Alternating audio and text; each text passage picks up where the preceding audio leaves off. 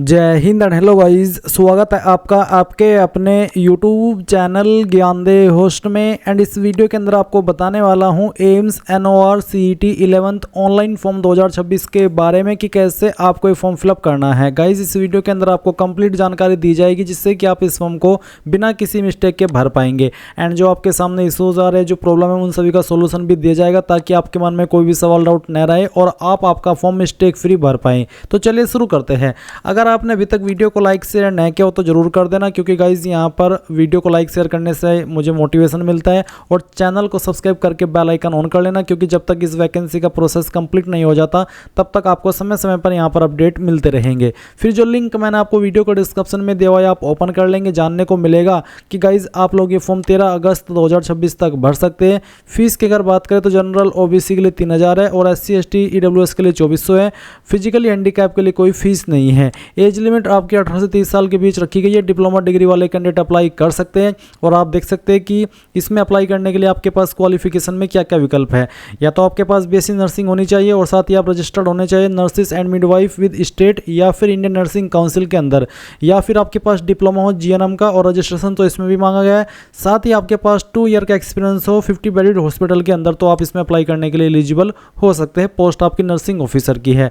तो यहाँ पर आपने सभी जरूरी मेन इन्फॉर्मेशन जान ली है। तो अगर आप एलिजिबल है इसमें अप्लाई करने के लिए और आपका इंटरेस्ट है, आपने अभी तक ये फॉर्म नहीं भरा, तो इंपॉर्टेंट लिंक के सेक्शन से अप्लाई ऑनलाइन लिंक ओपन कीजिए। अब आपके सामने यहाँ पर ये वाला इंटरफेस आ जाएगा। बेसिकली यहाँ से आपको आपका फॉर्म भरना है। तो जब आप यहाँ पर आ जाए, अगर आप इसमें पहले से रजिस्टर्ड है, आपने यहाँ पर एनओआर सीईटी 10th का फॉर्म भरा हो या फिर कोई भी अन्य फॉर्म भरा हो इस वेबसाइट का इस्तेमाल करके, तो आपका अकाउंट बना हुआ होगा। आप नया अकाउंट क्रिएट नहीं कर पाएंगे, आपको उसी को लॉगिन करना होगा। इसके लिए आप लॉगिन टू अप्लाई इसके ऊपर क्लिक करेंगे, रजिस्टर्ड नंबर या फिर कैंडिडेट ID डालेंगे और अपना पासवर्ड डालेंगे जो आपने बनाया था और लॉगिन कर लेंगे। पासवर्ड अगर भूल चुके तो फॉरगॉट पासवर्ड के ऊपर क्लिक करके रजिस्टर्ड नंबर और ईमेल एड्रेस डालेंगे। सेंड OTP करेंगे। जैसे आप OTP वेरिफिकेशन कर देंगे तो आपको यहाँ पर न्यू पासवर्ड मिल जाएगा जिसका इस्तेमाल करके आप लॉगिन हो जाएंगे।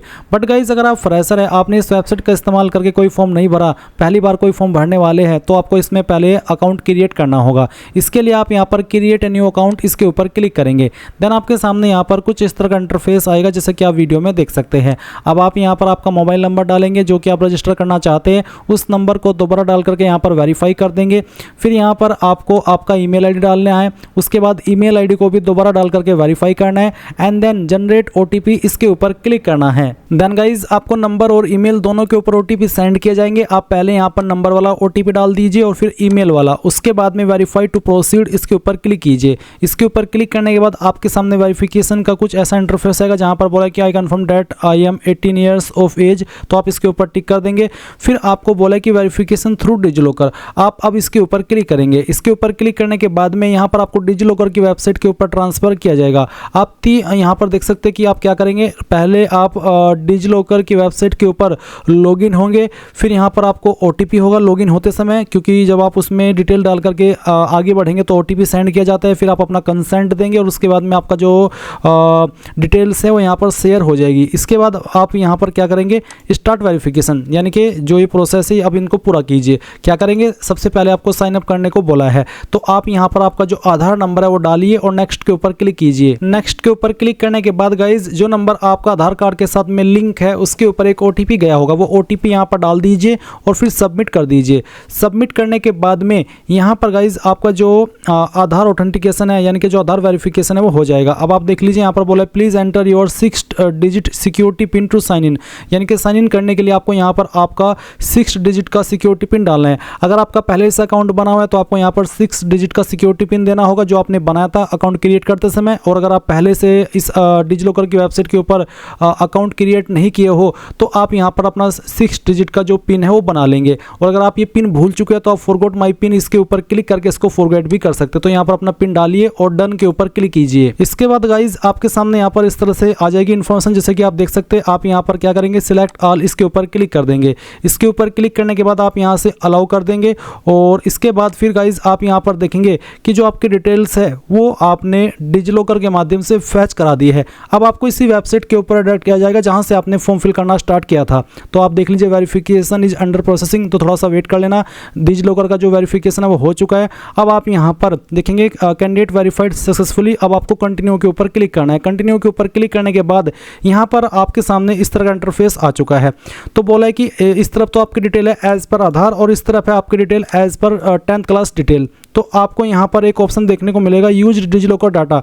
अगर आप डिजिलॉकर डाटा को यूज करना चाहते तो आप इसके ऊपर टिक कर देंगे। अगर आप डिजिलॉकर डाटा को यूज नहीं करना चाहते तो इसको अनटिक करके आप यहाँ पर इस तरफ 10th के सर्टिफिकेट के अकॉर्डिंग अपनी इन्फॉर्मेशन भरेंगे, क्योंकि जो लेफ्ट साइड में इन्फॉर्मेशन है वो आपकी आधार के अकॉर्डिंग है। तो गाइज ये चीज़ आपको देखनी है कि आपकी आधार की इन्फॉर्मेशन और जो 10th की इन्फॉर्मेशन है वो सेम है या नहीं है। और ये भी आपको डिसाइड करना होगा कि आप यहाँ पर जो आपकी आधार के अंदर इन्फॉर्मेशन है क्या वही यूज करना चाहते हैं या फिर आप अलग से भरना चाहते हैं। अगर आप भरना चाहते हैं आधार के अकॉर्डिंग तो आप यूज डिजिलॉकर डाटा इसके ऊपर क्लिक कर देंगे, फिर आपको इन्फॉर्मेशन भरने की आवश्यकता नहीं पड़ेगी। और अगर आप डिजिलॉकर डाटा यूज नहीं करना चाहते, अलग से अपना इन्फॉर्मेशन 10th के सर्टिफिकेट के अकॉर्डिंग भरना चाहते हैं क्योंकि उसके अंदर अलग है, तो आपका यहाँ पर जो भी फुल नेम है वो आपको एंटर कर देना है। इसके बाद में आप यहाँ पर फादर नेम डालेंगे, अपना जेंडर सेलेक्ट कर लेंगे, फिर आपके डेट ऑफ बर्थ यहाँ पर सेलेक्ट करेंगे, फिर मैरिटल स्टेटस बताएंगे, मैरिड हो अनमैरिड हो जो भी है वो आप टिक कर देंगे और कंटिन्यू के ऊपर क्लिक करेंगे। इसके बाद आप यहाँ पर देखेंगे क्रिएट योर पासवर्ड। तो आपको यहाँ पर एक अपनी मर्जी से पासवर्ड बना लेना है। पासवर्ड आपका कैसा उसका आप डेमो देख लीजिए।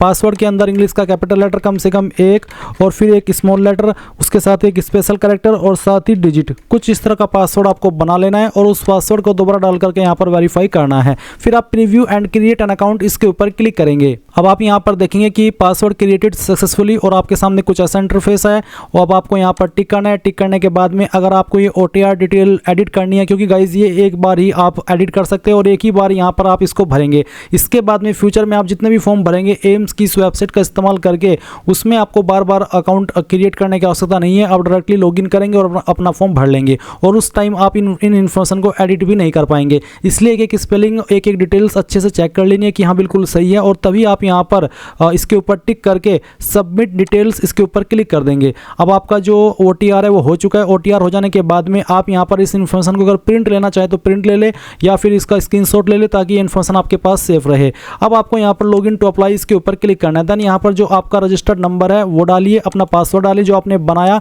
और लॉगिन के ऊपर क्लिक कीजिए। लॉगिन के ऊपर क्लिक करने के बाद आपके सामने यहाँ पर इस तरह का इंटरफेस आएगा। अब आप क्या करेंगे, ऐड न्यू एप्लीकेशन इसके ऊपर क्लिक करेंगे। मेरे सामने एक ऑप्शन आया जहाँ पर है कि you have already submitted an application in a previous advertisement, would you like to copy that application. यानी कि मैंने यहाँ पर पहले भी फॉर्म भर रखा है इस वेबसाइट का इस्तेमाल करके, तो मुझे पूछा जा रहा है कि आपने जो प्रीवियस एडवर्टाइजमेंट के अंदर अप्लाई किया था क्या आप वहाँ से डिटेल्स कॉपी करना चाहते हैं। तो ये आपकी चॉइस है। अगर आप कंफर्म करेंगे तो आप आगे बढ़ेंगे और अगर आप प्रोसीड विद न्यू एप्लीकेशन के ऊपर क्लिक करेंगे तो आपको शुरुआत से इन्फॉर्मेशन भरनी होगी। तो चलिए मैं यहाँ पर कंफर्म के ऊपर क्लिक कर देता हूँ। जैसे मैं यहाँ पर कंफर्म के ऊपर क्लिक किया तो आप देख सकते हैं कि मेरी इन्फॉर्मेशन यहाँ पर जो मैंने पहले फॉर्म भरा था NORCET 10th का वो यहाँ पर ऑटोमेटिकली आ चुकी है। अब मुझे इसको बार बार भरने की आवश्यकता नहीं पड़ेगी। जैसे कि आपको यहाँ पर क्या करना है, आपको नए सिरे से इन्फॉर्मेशन देनी है तो इसमें फादर नेम आपको देना होगा, उसके बाद में मदर नेम यहाँ पर डाल देना है, अपना जेंडर आपको सिलेक्ट करना होगा, फिर आपको आंसर करना है कि क्या आप विकलांग है इस एक्ट के अकॉर्डिंग। अगर आप PWBD कैंडिडेट है तो यस करेंगे, नहीं तो आपको नो कर देना है। उसके बाद में आप यहाँ पर देखेंगे कैटेगरी, तो जो भी आपकी कास्ट कैटेगरी है वो आपको सिलेक्ट कर लेनी है। एंड जैसे कि मैं यहाँ पर OBC सेलेक्ट कर लेता हूँ तो फिर आप देखेंगे कि कैटेगरी सर्टिफिकेट इशू डेट, यानी कि आपका सर्टिफिकेट कब इशू हुआ था। जो SC ST OBC कैंडिडेट है वो यहाँ पर कास्ट सर्टिफिकेट की इन्फॉर्मेशन देंगे। एंड जिनका OBC सर्टिफिकेट अभी करंट में नहीं है तो वो I do not have valid OBC certificate of given date, आप इसके ऊपर क्लिक करेंगे। फिर जो आपने कास्ट सर्टिफिकेट बनवाना दिया है, क्योंकि होना तो आपके पास चाहिए या तो पहले से बना हुआ या फिर अभी आपने बनवाना दिया हो, तो अगर आप इसमें इसको टिक कर देते तो फिर आपको पूछा कि select issue date of acknowledgement slip, यानी कि जब आपने रजिस्ट्रेशन कराया है अपना कैटेगरी सर्टिफिकेट का तो जो आपको एक स्लिप मिलती है उसकी डिटेल देनी होगी। बट अगर आपका पहले से बना हुआ है तो आप यहाँ पर इसको OBC सेलेक्ट करके जिस डेट में आपका बना है वो डेट आपको यहाँ पर सेलेक्ट कर लेनी है और ये आपका स्टेट का बना होना चाहिए। फिर वो सर्टिफिकेट आप यहाँ पर अपलोड करेंगे जो कि PDF फॉर्मेट में अपलोड करना है, साइज 2 MB से कम रहना चाहिए। एंड अगर आपका इमेज में है तो आप उसको PDF में कैसे बनाएंगे वो जान लें। गूगल के अंदर आना, सर्च करना इमेज टू PDF, पहले वाली वेबसाइट ओपन कर लेना, सिलेक्ट JPG इमेज के ऊपर क्लिक करना और जिस इमेज को भी आपको PDF के अंदर बनाना है, चाहे वो एक इमेज है चाहे 2 इमेज है, वो आप सिलेक्ट कर लेंगे, कन्वर्ट टू PDF करेंगे। एक सिंगल क्लिक के अंदर ये फाइल आपकी PDF के अंदर बन जाएगी। फिर वो फाइल आप यहाँ पर क्लिक है टू अपलोड, इसके ऊपर क्लिक करके इसको सिलेक्ट कर लेंगे और ओपन करके इस तरह से अपलोड कर देंगे। मैं फॉर्म डेमो के लिए भरा हूँ तो मैंने एक रैंडम फाइल यहाँ पर अपलोड की है। तो मेरी इन्फॉर्मेशन मैं कहाँ पर क्या अपलोड कर रहा हूँ वो न देख करके आपको ये समझना है कि मैं आपको कहाँ पर क्या जानकारी फिल करने को बोल रहा हूँ। अब यहाँ पर इसमें नीचे है कि upload NCL certificate, if NCL and OBC certificate are same kindly upload same certificate. यानी कि जो ओबीसी कैंडिडेट है अगर उनका NCL and OBC certificate, NCL means non creamy layer, वो सर्टिफिकेट एक ही है तो जो सर्टिफिकेट आपने ऊपर की तरफ अपलोड किया वो सेम सर्टिफिकेट आपको यहाँ पर अपलोड कर देना है। इसके बाद यहाँ पर नेशनलिटी में आपको इंडियन सेलेक्ट कर लेना है। फिर गाइज आपको स्टेट ऑफ डोमिसाइल यानी कि कौन सी स्टेट के आप निवासी है वो स्टेट सेलेक्ट करनी है। आईडी प्रूफ में आपको कोई एक आईडी सेलेक्ट कर लेनी है, जैसे कि पैन कार्ड, ड्राइविंग लाइसेंस, आधार कार्ड, पासपोर्ट, जो भी आईडी आप सेलेक्ट करते हैं फिर उसी का नंबर आपको आईडी नंबर के अंदर डाल देना है। इसके बाद एक सवाल है कि are you a ex serviceman, commissioned officer including ECO, SSCOs। अगर आप ऐसे कैंडिडेट है तो इसमें यस करेंगे, नहीं तो आपको नो करना है। Are you currently employ of ESIC, अगर आप एक करंटली एम्प्लॉय है ESIC के तो आपको यस करना, नहीं तो आप नो कर दीजिए। Are you a regular government servant, अगर हाँ तो यस, नहीं तो आपको नो करना है। Are you a contractual employ of AIIMS, अगर आप एम्स के कॉन्ट्रैक्चुअल एम्प्लॉय है तो यस, नहीं तो आपको नो करना है। इसके बाद आप यहाँ पर देखेंगे मैरिटल स्टेटस, तो बताना है मैरिड हो या अनमैरिड हो, जो भी आपका स्टेटस है वो आप टिक कर देना। फिर जो डेट ऑफ बर्थ है वो यहाँ पर दी गई है। इसके बाद यहाँ पर नीचे आता है आपका परमानेंट एड्रेस, तो आपको आपका परमानेंट एड्रेस यहाँ पर भर देना है। पहले कंट्री, उसके बाद में स्टेट, फिर सिटी, फिर अपना पिन कोड और एड्रेस के सेक्शन में कंप्लीट एड्रेस आपको फिल कर देना है। फिर अगर आपका परमानेंट एड्रेस और पोस्टल एड्रेस यानी कि प्रेजेंट एड्रेस अगर सेम है तो आप इस बॉक्स को टिक कर देंगे, एंड अगर अलग अलग है तो अनटिक करके अलग से अपना प्रेजेंट एड्रेस भर सकते हैं। इसके बाद आपको सेव एंड नेक्स्ट के ऊपर क्लिक कर देना है। फिर यहाँ पर क्वालिफिकेशन का जो सेक्शन है वो आपके सामने आ जाएगा। इसमें गाइज आपको बताना कि आप किस क्वालिफिकेशन से अप्लाई करें, BSc ऑनर्स नर्सिंग या BSc nursing, BSc post certificate या फिर डिप्लोमा इन GNM, तो जिससे भी अप्लाई करें वही आप सेलेक्ट कर लेंगे। फिर इंस्टीट्यूट का नाम देंगे, कहाँ से आपने इस क्वालिफिकेशन को किया है, अपनी यूनिवर्सिटी का नाम देंगे, एंड देन किस डेट में आपने पास कर लेता वो डेट भी आपको सेलेक्ट कर लेनी है। उसके बाद आप रजिस्ट्रेशन डिटेल देंगे जो कि है नर्स एंड मिडवाइफ की, इसमें आपको बताना है कि रजिस्टर्ड एज ये। उसके बाद आपको यहाँ पर रजिस्ट्रेशन नंबर देना है, रजिस्ट्रेशन नंबर मिडवाइफ, यहाँ पर नर्स और यहाँ पर मिडवाइफ का। उसके बाद state name of nursing council, Indian nursing council है या फिर स्टेट, जो भी है वो आप यहाँ पर सेलेक्ट कर लेंगे। इशू डेट, किस डेट में आपने यहाँ पर ये सर्टिफिकेट कराया, ये जो रजिस्ट्रेशन कराया है वो भी आपको यहाँ पर सेलेक्ट कर लेना है। इसके बाद आपको यहाँ पर सेव एंड नेक्स्ट करना होगा। मैं आपको बता दूँ अगर आपके पास क्वालिफिकेशन BSc के अलावा BSc पोस्ट सर्टिफिकेट है तो वो भी सेम ऑप्शन आएंगे, डिप्लोमा है तो भी आपके सामने सेम ही ऑप्शन आएंगे, कोई अतिरिक्त ऑप्शन नहीं आएगा। अब मैं यहाँ पर सेव एंड नेक्स्ट कर देता हूँ। इसके बाद आपके सामने एक्सपीरियंस डिटेल का सेक्शन आते तो आपसे पूछे do you experience after acquiring the educational qualification, यानी कि जो आपकी एजुकेशनल क्वालिफिकेशन है वो कंप्लीट करने के बाद क्या आपके पास एक्सपीरियंस है, अगर है तो यस। अगर आप उस क्वालिफिकेशन से अप्लाई करें जिस पर एक्सपीरियंस कंपलसरी मांगा है, यानी कि डिप्लोमा और 50 बेडेड हॉस्पिटल के अंदर 2 ईयर का एक्सपीरियंस हो, तो आप इस ऑप्शन में यस करेंगे। ऑर्गेनाइजेशन नेम बताना होगा कि इनमें से कौन से हॉस्पिटल के अंदर है, या फिर अदर भी सेलेक्ट करके आप खुद से अपने हॉस्पिटल इंस्टीट्यूट का नाम दे सकते हैं। किस पोजीशन पर रह करके आपने काम किया है, एम्प्लॉय टाइप क्या था, रेगुलर थे, कॉन्ट्रैक्ट या टेम्पररी एड होक, वो आपको बताना होगा। Number of bed in hospital, hospital के अंदर कितने बेड थे, मिनिमम 50 बेडेड का ही एक्सपीरियंस मान्य है, उससे कम का मान्य नहीं है। फिर स्टार्ट डेट, कब आपने जॉब ज्वाइन की थी और कब तक आपने काम किया था, अगर आप करंटली काम कर रहे हैं तो आप इसमें नो कर देना, और फिर एंड डेट में बताना कि इस डेट तक मैंने काम किया है। लेंथ ऑफ सर्विस ऑटोमेटिकली आ जाएगी, और किस तरह का आप काम करते थे वो आप नेचर ऑफ ड्यूटीज में थोड़ा लिख करके बता देना।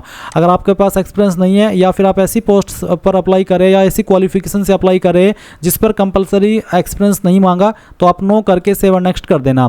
फिर प्रीफर्ड स्टेट में आपको बताना है कि कौन सी स्टेट के को आप चॉइस देना चाहते हैं अपनी, तो पहली चॉइस आप सिलेक्ट कर लीजिए, सेकंड चॉइस आपको सिलेक्ट कर लेनी है, और थर्ड चॉइस आप यहाँ पर सिलेक्ट कर लेंगे, और फिर यहाँ पर आपको फोर्थ चॉइस है एनीवेयर इन इंडिया, तो ये आप सिलेक्ट कर लेना।